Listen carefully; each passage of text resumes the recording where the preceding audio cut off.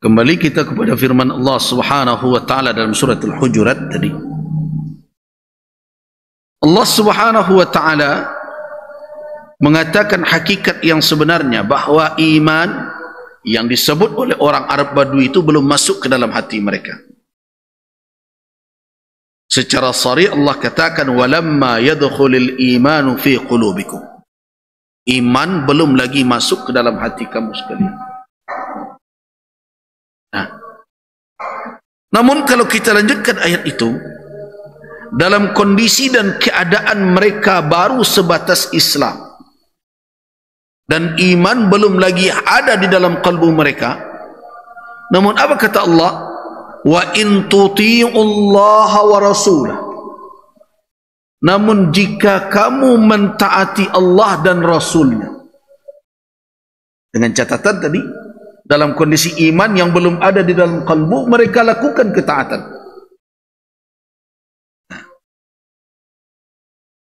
Mereka amalkan perintah Nabi, perintah Allah.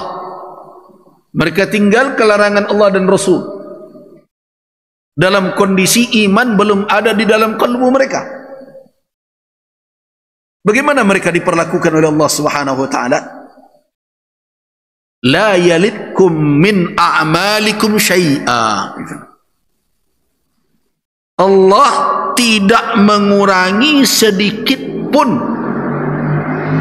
jaza, ya, sawab, pahala amal kamu. Nah, disinilah sebagian orang yang keliru ketika berkesimpulan, kenapa belum salat? Iman alun lain. Itu keliru itu. Itu bukan imannya, kata dia menunggu imannya kokoh baru dia mau salat. Sama sebagian wanita ketika disuruh menutup aurat, apa jawabannya? Nak kepala ni songkok dulu, hati kau nak perlu ditutup ya. Nah,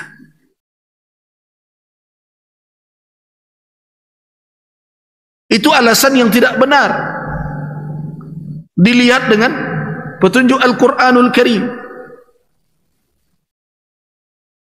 Sebab di antara jalan untuk memasukkan iman ke dalam kalbu tadi,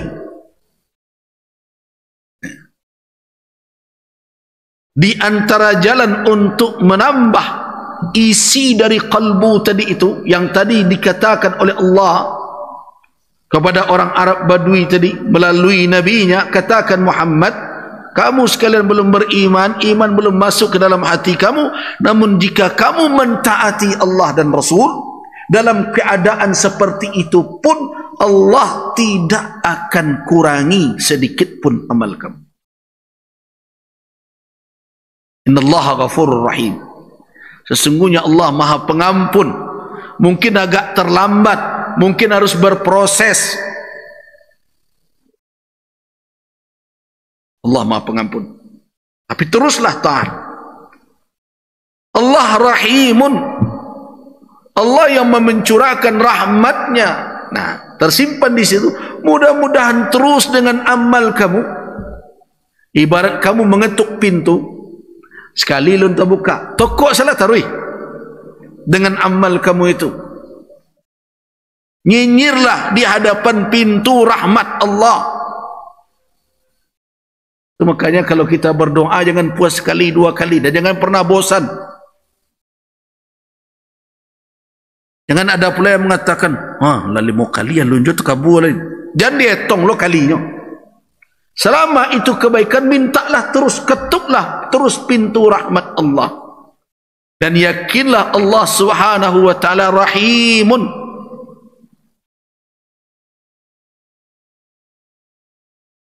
Manusia saja yang kadang hatinya karek. Kalau lama bana awak kayaknya lulu aja. Apalagi Allah Subhanahu wa taala Rahmanun Rahimun. Begitu. Berulang kali kita meminta, berulang kali kita mengetuk pintu rahmatnya. Allah Subhanahu wa taala rahmatnya maha luas dan cepat datangnya dibandingkan dengan amarahnya. Itu yang dikatakan oleh Nabi sallallahu alaihi wasallam rahmati sabaqat ghadabi. Rahmatku, kata Allah, mendahului amarahku. Kalau hamba berbuat maksiat, kemudian dia bertaubat,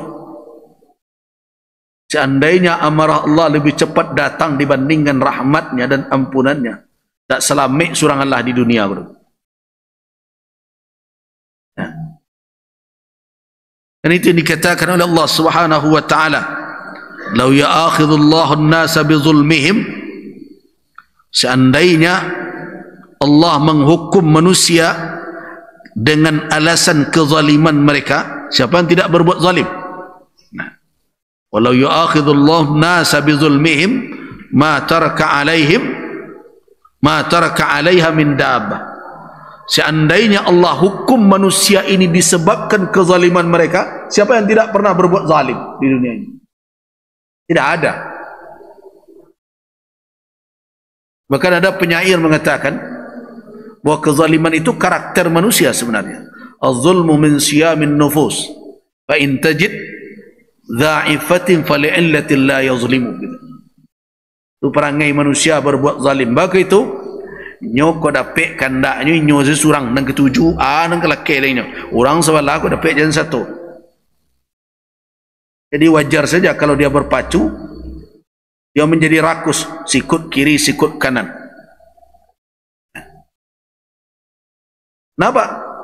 Karena dia berpotensi berbuat zalim, dan itulah yang tersimpan dalam makna fujur. Fa alhamaha fujuraha wa taqwaha. Tapi untung, apa yang untung? Allah Subhanahu wa taala Rahimun. Allah Subhanahu wa taala Rahman. Allah memiliki sifat yang penuh dengan kepemurahan dan sifat penyayang. Sehingga Rahimun, sehingga dia menyayangi hambanya. Dan kasih sayangnya lebih cepat tibanya kepada hamba dibandingkan dengan amarahnya. Seandainya amarah Allah lebih cepat datang, tak nan tinggal seorang Allah di muka bumi. Itu yang dikatakan oleh Allah di dalam surat An-Nahl ayat 61 itu, walau yu'akhidullahu an-nasa, seandainya Allah menghukum manusia bi zulmihim, dikarenakan atau disebabkan kezaliman mereka, ma taraka 'alaiha min dabbah, tak satu pun akan tinggal di muka bumi ini. Tidak ada yang akan tinggal.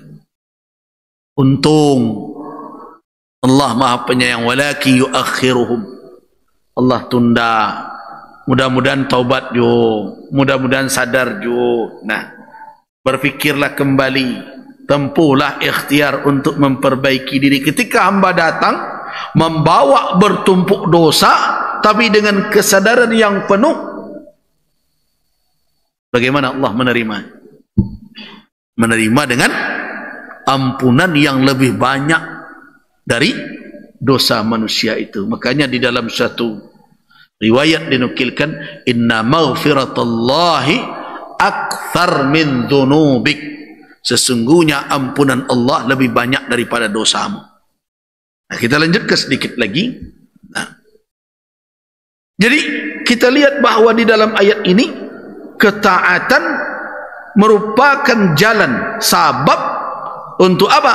Untuk seseorang mengokohkan keimanan, menyiapkan kalbunya bisa menerima anugerah iman dari Allah Subhanahu wa taala. Dan itu nikmat terbesar setelah nikmatul haya, setelah nikmat kehidupan, nikmatul iman wal Islam. Setelah nikmat kehidupan, apa lagi nikmat yang tidak akan ternilai oleh manusia? Nikmat Islam, nikmat iman. Nah, dengan apa memasukkan itu? Dengan ketaatan. Bukan menunggu iman ada di dalam baru taat. Tidak begitu di dalam petunjuk ini. Walaupun iman belum ada di dalam kalbu, ketaatan sudah mesti dijalankan. Karena itu kata Allah, wa in tuti'ullah, kamu tidak akan rugi. Teruslah taat, latih diri. Nah, kemudian Allah SWT menjelaskan karakter orang beriman, innamal mu'minuna alladzina amanu billahi wa rasulih thumma lam yartabu wajahadu bi amwalihim wa anfusihim fi sabilillah ulaika humus shadiqun. Terlihat bahwa di dalam kondisi iman belum lagi bersingasana di dalam kalbu, ketaatan sudah harus dijalankan, jangan ditunda. Semakin ditunda, semakin jauh iman masuk ke dalam kalbu insan. Nah, jadi karena itu kalau ingin muazabah, ingin dawam ala zikir, senantiasa berketerusan di dalam zikir, mulailah dari waktu-waktu yang telah dijelaskan, ditetapkan oleh syariat untuk berzikir mengingat Allah Subhanahu wa taala. Jadi kalau diajarkan zikir pagi sore, amalkan.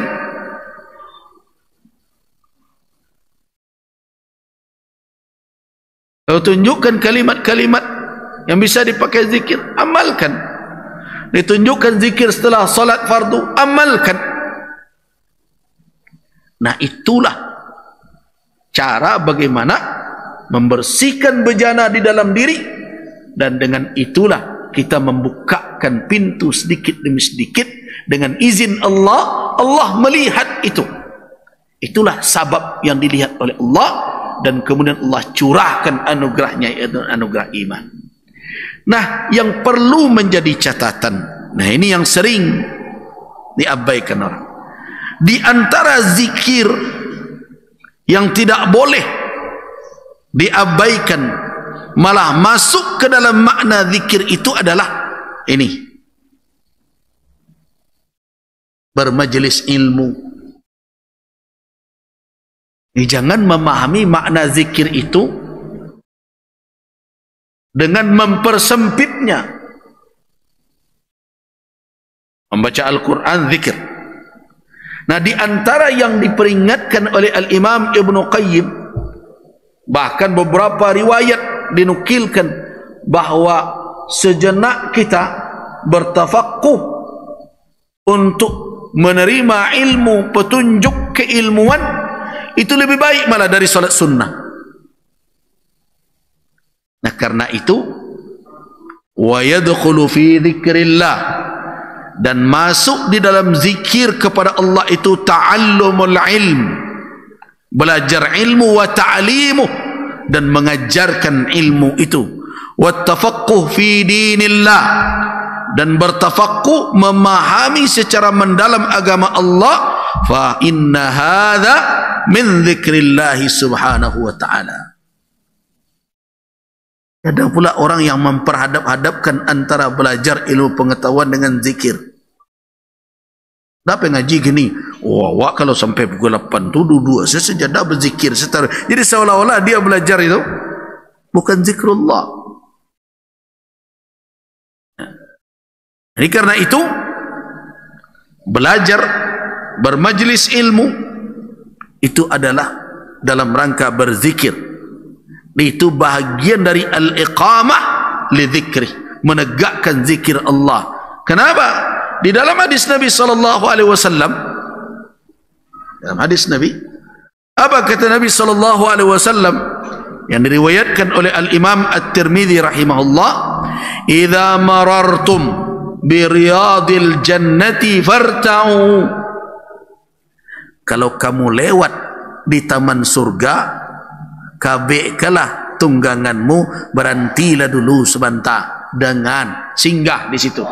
Irtam.